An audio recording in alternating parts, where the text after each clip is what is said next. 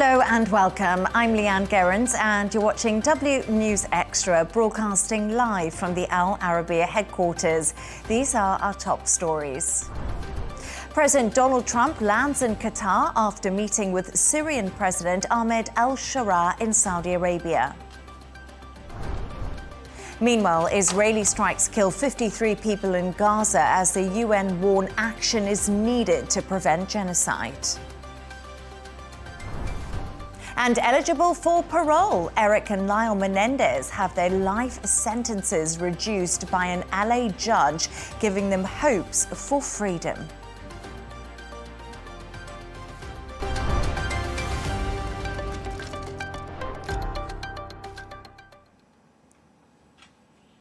To our top story, and US President Donald Trump has arrived in Doha as he continues his Middle East tour. He met with the Emir of Qatar and signed aviation and defense agreements between the US and Qatar. Before leaving Saudi Arabia earlier, he met with Syria's President Ahmed al-Sharaa after announcing the lifting of sanctions. To discuss this and all of today's stories, I'm joined by Correspondent and Columnist Gemma and Al Arabiya News Editor Wissam Keyrouz. Wissam and Gemma, thank you so much for joining me this evening. Lots to discuss today. It's been a really busy time in the region. Big days.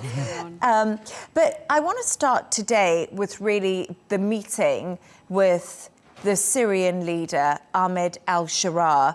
And what is the significance of this? The whole Trump tour in the region, and especially the Saudi leg, is outstanding. It's something that can be seen very easily as a market mover, as a game shifter for decades maybe to come. But let's take this angle of this meeting with the new Syrian president. This comes at a time where America is giving strong signals that we are reconnecting with the players in this region within terms that are decided by the people of the region. And this is what Trump said very, obviously with the Saudis. He said when he spoke about the neocons, the liberals, or all those who are pouring money into changing the regimes, now he say that the region is deciding what it wants to be. But then this meeting with Ahmed al-Sharaa, who months only ago was considered as someone with $10 million on his head. Now he is meeting Trump, and Trump is saying that I'm doing it because the Saudis has approached me about this, and also because the Turkish president has asked me to do this. It's a historic image. Yeah. And when we talk about the image, the image of Trump and Sharaa is a cliche for history. But what is even more interesting is what he says. He says, I'm going to lift the sanctions on Syria, and I'm doing it to give this great country, Syria, a chance. And this is realigning a country that has been for the last 60 years very far from America, although it hasn't really been all the time far from America. But this is a shift for a country that is so pivotal. Let's remember that if there is one piece of land that is holding this very explosive region together, it's Syria. It is connecting Israel, Jordan, the Gulf region, Turkey, Iran, and Lebanon. So if the region is going to go forward, it is Syria that has to go well. And we know that Syria is strategically important, as you just did mention. I also think, Gemma, Donald Trump has been in Qatar and Saudi Arabia, as we've both just been talking about. It has just been quite the welcome to the Middle East, hasn't it? And I can't say anything, but Donald Trump, he really hasn't stopped smiling. So what has his days been involving? It has been a visual treat, I think, to see this. Obviously, Qatar is his second stop after Saudi. It began when 8 fighter jets, accompanied Air Force One to land, and then the motorcade was at the front. There were 2 bright red cyber trucks. So so much going on. Very modern pomp and circumstance, I would call this, and very lavish. And obviously, the region's so famous for its hospitality. I think we're seeing that, but on obviously a very, very grand scale. And you're right, Trump is in his element. Yeah, absolutely. He absolutely is. He's in his element in a way that you don't necessarily see when he's in Europe, which is a bit more staid and, you know, a bit more sort of old world. But here in the region with its faster pace, he's a very happy man. I couldn't agree more. I feel like this region really suits Donald Trump. Yes. And it's significant because he's made this his first diplomatic foreign visit with them. But, you know, besides all the lavish pomp and ceremony and the important geopolitical meetings he's been having here, we just discussed Syria, there's been some big money happening too. Well, you know, Trump is always described as someone who loves money, but he wants money, but apparently he wants love as well. And this is the one trip where he got the same amount of money and love. I mean, you have to go to very deep America for his MAGA rallies, where you can see this connection with people. And in Saudi Arabia, you felt it was so natural. And whoever organized this meeting with the businessmen and played the YMCA song and the God Bless America song and gave the spotlight for Trump to sit or to stand up on the stage and be Donald Trump, to smile and maybe have a little shake as well. It was genius, and it was designed to give this signal that this connection is so deep. Of course, there is money involved, but it's not only about money. But let's be honest, at the end, it's the Saudis who really were triumphant in what they wanted to, to show. It is their vision for a region built on economic cooperation. Of a region built on, building a future away from ideology, away from extremism, away from old ideas.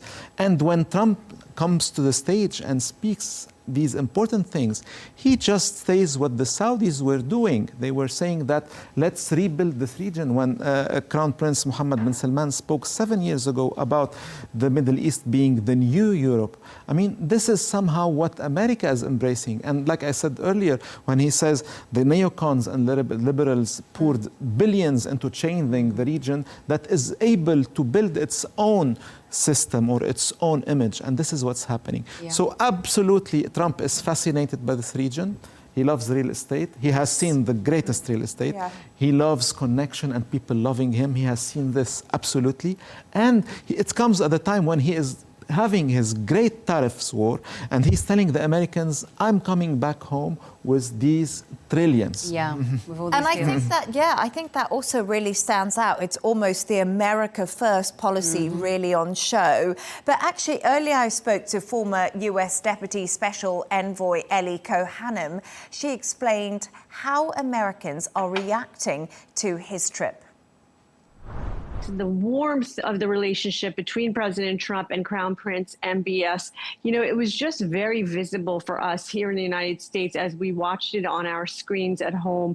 And so I think that it is very well perceived. Also, the speech that President Trump delivered yesterday, I think was really noteworthy because he seems to be the first president really in the United States who gives credit for the indigenous political and social culture of the region, really gave so much credit to the Kingdom of Saudi Arabia for everything that the kingdom has achieved in its history to bring, again, prosperity and a good life to its citizens, and being so forward-looking. He also, very noteworthy, made a direct ask to the Crown Prince of normalization with Israel. He said, it's my dream that the Kingdom of Saudi Arabia will join the Abraham Accords. So, Gemma, as we said there, the America First policy on display, Donald Trump really making these big deals, and his approval rating has actually risen this week to 44%. Yeah, the polls are showing that Americans are less concerned about all the talk about recession that up until even about a week ago was dominating the headlines. His approval rating is soaring.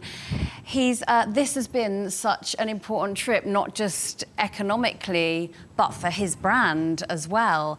And I do think the confidence of this trip is being reflected in how the American people see him. Yeah, absolutely. And it will be interesting, actually, to see what happens, because we know that he's also coming to the UAE. Yes. So I'm sure there's more deals in the can. There's more to come. And it's actually, they are presented as deals, but for the countries of the regions, they are not deals. They are just, cooperation, projects together. And they are mutually beneficial. But at the same time, to go back to what Gemma was saying, in any case, I don't think the Americans are really turned into the international affairs, okay? It's about Trump, about the fact that, as you said, they are less worried about inflation. And let's not forget that when he began his tariffs war, he said, we're going to have some bumps, but don't worry, I mean, things will be okay. And somehow he is delivering on that message. We see it wasn't the end of the world. Things with China, with Europe, with all the partners are a little bit getting back into equilibrium, into talks and months. And then he say that I'm delivering on my message. And I mean, but to go back to what Mrs. Kohanim was saying, when he spoke about the Abraham Accord, and this is very important, because most of the analysis were linking any rapprochement with the region was the fact that Saudi Arabia should join the Abraham Accord. And what happened was completely the opposite. He said, I want you to be part of it. He said, I really would love to have you in it. This is what I want, what I love, but you do it at your own pace. Yeah. And this is a great achievement and a relaxation, of course, for the Saudis who are not under the pressure of linking a higher degree of, relation with the Israel. Yeah. We didn't hear the word Israel in Saudi for 2 days. Yeah. I hope I'm not mistaken, but he didn't even spoke once about Israel. And what's more important, he said, we have a lot of great allies and friends around the world, but none is like the gentleman sitting in front of me. Yeah. So I cannot see in this but a message that will be read with some suspicion in Israel. Yeah, absolutely. I do get your point, and I think that's what a lot of analysis has been focusing around, Wissam, since that meeting in Saudi Arabia. But we're actually just going to leave it there, and we're going to move on to another story. I feel like Donald Trump, we could talk about him all day. It has been months we are talking about. Yes, but on to our next story, and Hamas say at least 80 people are dead after an Israeli airstrike hit Jabal Ali in northern Gaza earlier this morning. It follows an attack on the European hospital and courtyard in the south on Tuesday, which killed at least 16 people. Israel says it was targeting a Hamas command center beneath the hospital in Khan Yunis. Earlier, I spoke to our correspondent, Trent Murray, who gave me this update. Well, Leigh-Ann, we are witnessing a major uptick and intensification of those Israeli airstrikes across multiple areas of the Gaza Strip, but much of the focus right now does continue to be on that big airstrike on the European hospital. This is an EU-funded facility in Khan Yunis in the south. The IDF has admitted that they did launch that airstrike around 24 hours ago. Reports from the scene suggest that up to 9 bunker-busting bombs were used. Certainly the pictures from there suggest it was a major strike in terms of its intensity, big craters in the ground, buckled concrete and roads. Now, the IDF is saying that they were targeting an underground facility underneath the hospital. They describe it as a Hamas command and control center. There is much speculation, though, here in Israel over who the specific target was. The IDF has not openly admitted that they were targeting Mohammed Sinwar, but certainly security officials here are briefing that that's who the target was. He, of course, is effectively now the leader of Hamas in Gaza after his brother Yahya Sinwar died in an Israeli attack in October of last year. Hamas is denying he was there, but they have not yet provided any sort of proof of life. So right now we are just waiting to see. We do know that throughout the day, according to Palestinian media, that rescuers have tried to access that site where that underground bunker allegedly has sort of collapsed because of these explosions. But the IDF has been pushing those rescuers away with additional airstrikes. And Leigh-Ann, I just have to mention, while we were coming on air, there has been a new update provided by the IDF Arabic spokesperson where they say due to Hamas terror organisation exploiting civilian areas for terror activities, as shown in this attached image, the IDF will soon attack this area with great force. It's asking Palestinians to evacuate. That is around the Gaza City area. A cursory glance tells me that there are several school complexes as well as a hospital there. So it would appear as we go to air, another major attack in Gaza is imminent. Wissam, there we are. That was Trent Murray actually talking to me earlier. But let's talk a little bit more about Mohammed Sinwar. Who is he and why is he such a big target for Israel? He is a big target simply because he is the man who is leading Hamas in Gaza after the killing of his brother, Yahya Sinwar. Now, whether he is dead or not, it's only a detail because we all know that Hamas has no future in Gaza. And in any case, any deal, anything that will come out of this, Hamas will not be part, at least politically, from the future of Gaza. But what's happening now is getting into an absurd area. Honestly, the amount of suffering that the people of Gaza are, living should not be acceptable at all. At the same time, the asymmetric nature of this war that is only going on and on cannot be accepted anymore for many. And we really hope that something can happen to stop this. And we don't see enough efforts happening in the world, honestly. It's like that it's going and going, and people are paying the price. I must say something, Gemma, just on a personal note. I do cover this story, obviously, and I found the images of the aftermath of this Israeli airstrike. It was harrowing. It's 9 strikes on a hospital. I understand that they're looking for Mohammed Sinwar, and this is what the IDF are saying. But right now, you said we're getting into absurd territory. Yeah. What have we heard from the United Nations? What's their response to this been? It's been impassioned for sure. So the United Nations top humanitarian official is called Tom Fletcher, and he's the head of the UN Office for the Coordination of Humanitarian Affairs. And he briefed the Security Council on Tuesday, and that's when he said they must act now to prevent genocide. He said, we have life-saving supplies ready now at the borders. We can save hundreds of thousands of survivors. We have rigorous mechanisms to ensure our aid gets to civilians and not Hamas, because obviously that's been one of the arguments that Israel has used to not allow aid across the border. His speech was very long, and he made some excellent points. He said the UN has met 12 times. You can feel his frustration as well. He says we've met 12 times and again this morning, and still to no avail, and with Israel as well to discuss the aid delivery, but it's still not happening, it's still not going through. And he also accused Israel of deliberately and unashamedly imposing inhumane conditions on Palestinians by blocking the aid, which is now in its 10 weeks. The blockade has been happening for 10 weeks now. It began on March the 2nd.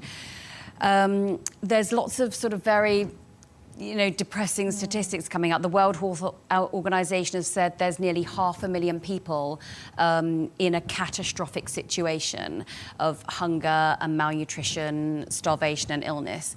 So, as you say, absurd is kind of the word, that we're all having to watch this and see those images that you talked about. Absolutely. And nothing is being done still. And absurd is also, for many Palestinians, also is partly attributed to why Hamas is not releasing the hostages. There is a much bigger voice within the Palestinian territories now saying, of course, what Israel is doing is absurd. They are getting, hundreds of thousands into starvation. They are hitting, people with nothing. But at the same time, keeping the hostages is also absurd. From any, I mean, regardless of any facts, you know, allowing this to happen is also absurd. And this is coming from Palestinian voices inside the Palestinian territory, including from Gaza. Yeah. And I do wonder, right now, we talk about this and the situation that's going on and the pictures that are harrowing, and we're getting this news of malnutrition. It's a whole generation, Gemma and Wissam, that's going to be affected by what's currently happening. Yeah, you're losing an entire generation of people. An upcoming generation. And where are the ceasefire talks? The ceasefire talks, I mean, something could be happening in Doha right now. I mean, this leg of Trump's regional visit on the political side is mostly believed to, you know, be spoken about in Doha. We haven't heard anything yet. A deal is in the making for the last month, but it's not happening. Obviously, there is not enough leverage on Hamas to release the hostages and not enough leverage on Israel to accept to go into a deal that ends this. So basically, Israelis feel that they don't want to give up or make any concessions, whatever the cost is, even if more hostages die, and of course, even if more civilians die. And we are in this dead end for the last month. How will it break? I think Americans could do more. And also Israel should be more listening to the voices coming from Europe. Let's remember the French president yesterday, Macron, had a big interview on the French TV, and he was asked whether what is happening in Gaza is a genocide. And he said, it's not up to me to say, it's up to the historians. But at the same time, the world should not be allowing such a catastrophe to keep going on. So there is a huge voice coming up, building up in the world. It's not yet enough, apparently. We have to be more, you know, hopeful. Yeah, no, absolutely. Thank you so much for your thoughts on that, both of you. Just stay right there, because I'll be back with you in just a moment.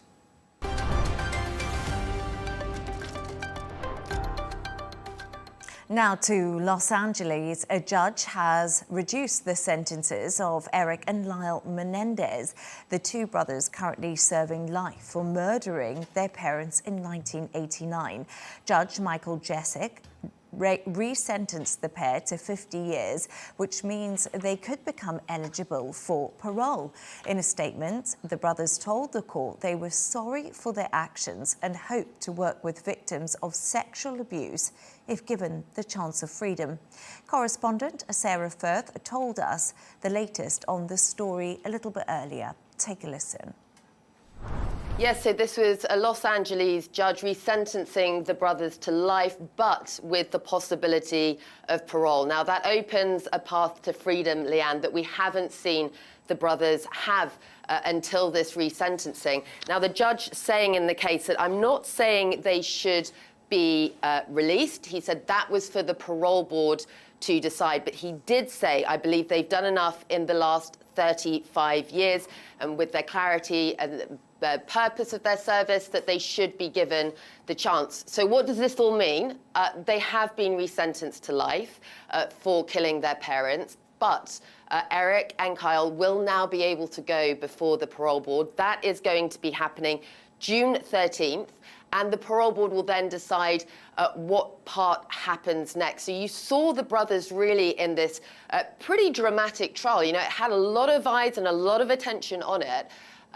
Play out with the brothers for the first time, really, in many people's eyes, seeming to take full accountability for what they did. Now, we know that their lawyer was pushing very hard, their defense pushing very, very hard for a manslaughter charge. Legal experts have told me, look, that was never very likely. And actually, this situation, where they have been resentenced 50 years life, but with the chance of parole, now kicking the decision over to that parole board, this gives an opportunity that we haven't seen the brothers have before. And again, the reactions actually that we saw in the courtroom as that sentence was announced, although the look on some people's faces might have looked a bit downcast, others, there was a very emotional response to what was clearly in this situation deemed a pretty big, if not outright win, a path to a potential win for the brothers. Thanks, Sarah, for that report earlier. Just to clarify, it was Eric and Lyle Menendez Sarah was talking about there earlier. But Gemma, I just want to say one thing. Them getting parole is really significant, isn't it? But this was also the Netflix effect. We can't ignore that. It's a huge deal, and I think it's indicative of the explosion in true crime. Yes. With podcasts and books, and as you say, Netflix adaptations and documentaries, but also dramatizations. Also, it's a case that has got a lot of celebrity interest. So you have the likes of Kim Kardashian and Rosie O'Donnell tweeting about it and talking about it. So it's also been played out on social media as well. I think of the last huge case like this, which was televised in the US, which was O.J. Simpson, but we didn't have social media then. And so the significance here is that it was a case that captured the American imagination. It had everything you could possibly want: privilege, Beverly Hills mansions, money, murder. All the things that make a great Netflix show, as you say. No, I couldn't agree with you more. It was like shocking at the time when it happened. Do you remember? I remember whenever you watch anything back, there was so much debate about it, so much talk. This story absolutely dominated the headlines, similar to O.J. Simpson. Yeah. But them getting parole right now, what does that mean for the brothers? So for them, it means that they are now eligible, because before they were obviously not eligible. And the judge said at the time that sentencing made sense. So obviously now, in light of the fact they've been in prison now for 30 years, I think it was 35 since the murder, and 30 years actual in prison, because obviously they were in custody beforehand. A lot is focused on whether they've been rehabilitated. A lot is focused as well on what this means for other cases currently in the criminal justice system. Does that mean other sentences are going to get reviewed? There's a lot of talk around, can you be rehabilitated? Have they been institutionalised? Which I think is a point you made earlier this evening. So there are so many moving parts to this. This is not just about two men who might be getting out of prison soon. It's going to open up so many different aspects. Yes. And also, let's not forget that the main element of this is related to what they claim to be sexual abuse. And as we were speaking earlier before the show, this part of the story was more into the narrative in the media and the literature more than in the court itself. Absolutely. And after 35 years, the world has a completely different view of what trauma can be from sexual abuse, and have a better understanding to what could make a person kill his own parents. And this is huge. So this is why we see, of course, we have all the elements that Gemma spoke about.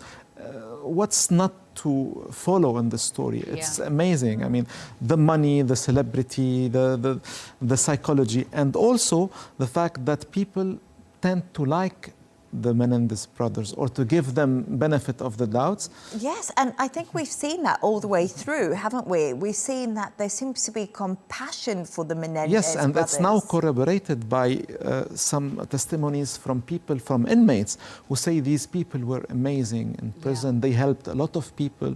They made programs to, make the life of other inmates better, to have educational programs for others. And they say they want to do that when they get out as well, don't they? That's the kind of thing they want to pursue. And they are now in their 50s. So now the real question, as Gemma said, is whether they are going out of prison, and whether there is enough momentum in the court system and the court mentality that allows, that say they have done enough and they should go out. This is the big question.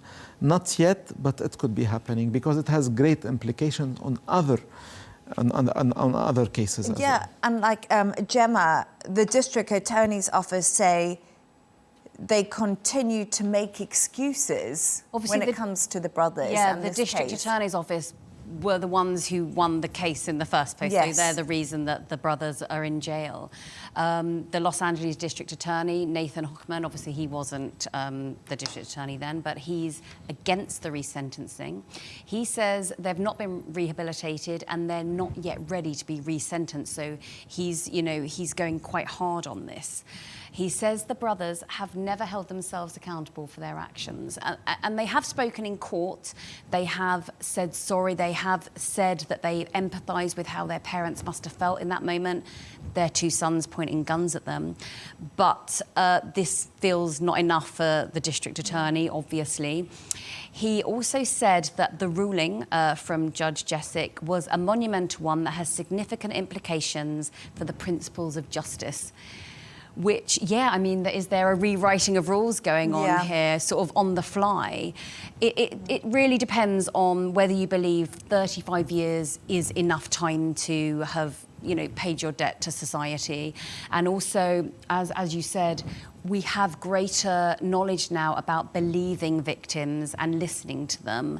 So there are so many factors coming into this. It's going to be very emotional. It's going to be very emotional if that day comes. Absolutely, and we saw some of the family members of the Menendez brothers today actually crying in court when they were resentenced. So I think this has been an absolutely fascinating case. I wonder if they still have money. I mean, if they get out of jail. Oh, or if the money's all been spent on legal fees. Yeah. Or no, they would, maybe could make, I don't know if they got paid for the Netflix documentary. You can't, in America, you're not allowed to benefit financially from your crime, are you? So they wouldn't have been paid for that, Interesting. Because we are trying to imagine if one day they are out, whether there is enough acceptance in the society for them to be there, whether this popularity would be real when life will be real and they will not only be a story on TV, and whether they still have some of that money that they are accused of killing their parents to have it. I don't think so. But at the same time, they said they killed their parents. It's a crime. Everyone knows it's a big crime. Then have they paid their debt? Is 35 years enough? And do they have some, little points that will allow the court to say enough? This is the big question. I don't think this is the last time we're going to be talking about this on the show. I've got a feeling. But stay right there, because, as I say, this case fascinating, and I'm sure it's not the last time. No. And now we're going to move on to another story. Italian manufacturers of baby products are looking to the elderly as the national birth rate does decline. Last year, the fertility rate dropped to 1.18, below an EU average of 1.38. Out of the two remaining baby product makers, one is branching into goods for senior citizens, like reclining armchairs. We're going to discuss this now with both Gemma and Wissam. So, Gemma, really interestingly, I just want to get your... aging population, it sounds like they've turned this into an opportunity, really. We've been hearing about the ageing population sort of crisis for quite a long time now. I'm ageing as I hear about the ageing population. And so what these companies initially have done, they're reacting to the change in the world, the change in what's happening. So moving from making baby products to making things for older people. So they're... which I think it has to be done in order to survive, really. There's Fujitsu, the Japanese communication technology company. Yes. Now, they sort of foresaw this quite a long time ago. So in 2001, they launched the Raku Raku, which was a phone for older people. Easy to use, bigger text, louder rings, quite, basic things, but it sold 20 million units. Wow. So, and that was based on aging population feedback as well. They actually went out to the market and were like, right, what do people need? And so what I'm seeing here in Italy, which does have such a low in birth rate, same as France, France has seen this as well, is adapting, constantly adapting. Yeah, definitely. They're obviously doing it to stay alive in many aspects. But aging populations, Wissam, you know, they have huge problems. Let's be honest about this. I didn't quite know how to say that, but they do. Yeah, it's a problem, but at the same time, there is a popular saying in the Arab world, when people become old and seniors, they become babies again. So it goes... Yeah, oh my gosh. So it makes completely sense within the, you know, the story that we are dealing with. But at the same time, economy has always been linked to growth, to population growth. If you want to have growth in your economy, you need to have more people. And this has been the name of the game for the last, 2,000 years. But now, elders and senior people, they are an economy of themselves. Let's not forget that elderly people who are older are richer. In general, people who are older have their economy, have their needs, have their investments. And within a context where it's becoming increasingly difficult for young people, especially in Europe, older people are those who have more means. They have the real estates. They are those who bought their homes when they were cheap. Whether now the people who are now, either buying or inheriting in Europe is another story. You cannot even inherit because you have to pay a lot of money.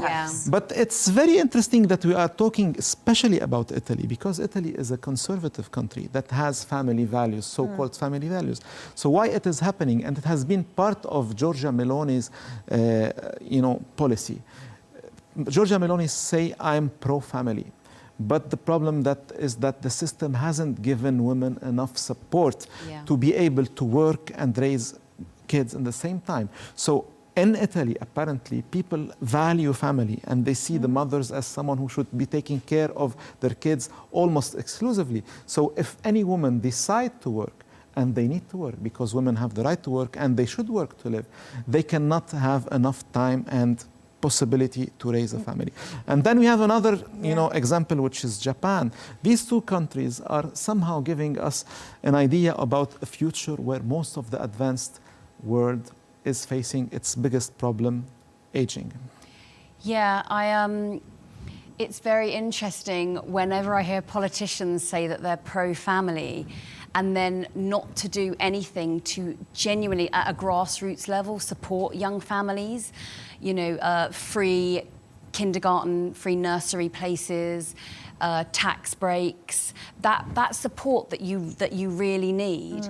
And obviously women do want to work and they also want to have families. It shouldn't be a one or the other situation, but the cost is so prohibitive that it often makes sense for one of the parents to stay at home simply because of the cost of nursery. And I feel like that's becoming a real thing. Sometimes I talk to my friends amongst each other, and some of us hadn't had kids and some of us have had kids. But we kind of say that we were sold a dream, our generation. We were sold the dream that we could have it all. We could have a career, we could have the childcare, we could have the big home. But the reality, like you said, is governments just aren't delivering on that. I think it's a dream because you have to be asleep to believe it. But yes, we are told having it all, this kind of big lie about having it all. Now, I believe you can have it all, but just not at the same time. And that's not what we're told. We are told you can have this and this, but it will be at different stages in your life. And it's up to you, whether you want to, take that risk. Do I wait? Do I do it now? But I do always feel this is a political issue and not enough is done to support young families. But lesser children is apparently a reality. It's happening in every society that has went forward in, an economy that is better off. So it is happening. Now there is a breakthrough. There is something that is changing. There is an element which is technology, artificial intelligence. Now we are predicting that millions of jobs will be lost to new technology. So probably this link between growth and population will somehow be altered and changed. Maybe those many older people there will have a different world, maybe different opportunities. But most importantly, we all know that the few younger people who are paying taxes, who are working, will not be in any case able to sustain paying the care for older people. But I do hear what you're saying when it comes to technology and aging populations and things changing. The man at the front of technology, a lot of people would argue, is Elon Musk. He's saying, have more kids. Have more kids. And interestingly enough, Africa as a continent is the place where countries are having more kids. We look at places like Chad, Niger. Because they are less developed, unfortunately. This is the reality. It's a cultural reality. And China, it had for 50 years the one-child policy. And when they abolished the policy, and they are begging people and giving them incentives to have more kids, and they are not having more kids. So it is cultural. It has to do with economy. But in the same time, a lot of aging people are living better. This is the good news. They are living longer, they are healthier, and they are more productive. And everyone, I think, in this world should come to a new understanding of the fact that if you are 60, maybe you should not retire. You are still very active. You can still give the society, and the taxes paid by those who are 20 or 30 won't be directed to let you have your retirement. So more productivity, healthier people, longevity. And I would like to talk about this great documentary called The Blue Oceans. It's a documentary that talks about why people live longer. And one of the elements that were present in all the blue zones, they call it blue zones, was the fact that older people were taken care of. Okay, it's not only about the food, it's not only about the climate, but it's always about having a system that supports, community. When you are older, you have people who takes care of you. And maybe we should also rethink the whole system where older people end up living together. I mean, it's not happening everywhere in the world, but in the West, it's happening a lot. So having families, a different, social fabric maybe is also one of the ways that could help the problem. Yeah. No, it's so interesting. It's absolutely fascinating. I really enjoyed that conversation, and I always thought I could have it all, but like you said, not all at the same time. All at the same time. Yeah, but I just wanted to say thanks to today's guests, correspondent and columnist Gemma White and Al Arabiya news editor Wissam Keyrouz. Thank you. And that's all from us on W News Extra. G&T with Tom Burgess-Watson is coming up next. Goodbye, and thank you for joining us.